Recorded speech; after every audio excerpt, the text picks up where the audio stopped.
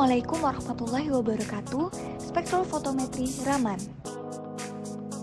Apa sih spektrofotometri Raman? Ini adalah salah satu metode yang menghasilkan spektra vibrasi suatu senyawa. Spektrofotometri Raman berhubungan dengan hamburan foton sampel bila disinari dengan laser. Senyawa yang terukur pada spektrofotometri ini adalah senyawa yang mengalami polarisasi karena vibrasi. Spektrofotometri ini digunakan untuk tujuan analisis kualitatif dan kuantitatif sampel. Apa sih prinsip dari spektrofotometri Raman ini? Sumber sinar dengan frekuensi tunggal berinteraksi dengan molekul dan berubah awan elektron yang memutari nukleus untuk membentuk posisi short life atau dikenal dengan virtual state. Keadaan ini tidak stabil sehingga foton diradiasikan kembali. Spektrofotometri ini khas karena tidak hanya hamburan tetapi juga pergeseran vibrasi. Radiasi yang digunakan berasal dari sinar laser kuat atau radiasi sinar tampak mendekati inframerah. Spektrofotometri ini berhubungan dengan hamburan bila disinari dengan laser. Interaksi yang terjadi antara sampel dengan molekul sampel menghasilkan 3 tipe hamburan.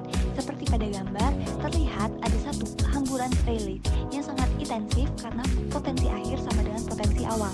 Kedua, hamburan Stokes agak intensif karena potensi akhir lebih rendah daripada potensi awal. Yang ketiga, hamburan anti-Stokes kurang intensif karena potensi akhir lebih besar daripada potensi awal. Adapun analisis hamburan dapat dilihat sebagai berikut.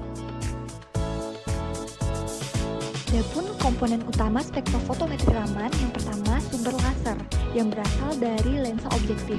Kedua, mirror, yaitu sistem pengumpul sinar.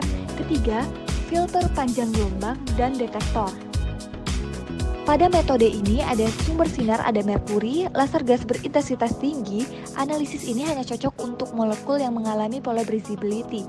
Pergeseran Raman terjadi akibat interaksi sinar dan elektron pada sampel hingga terjadinya perpindahan polar.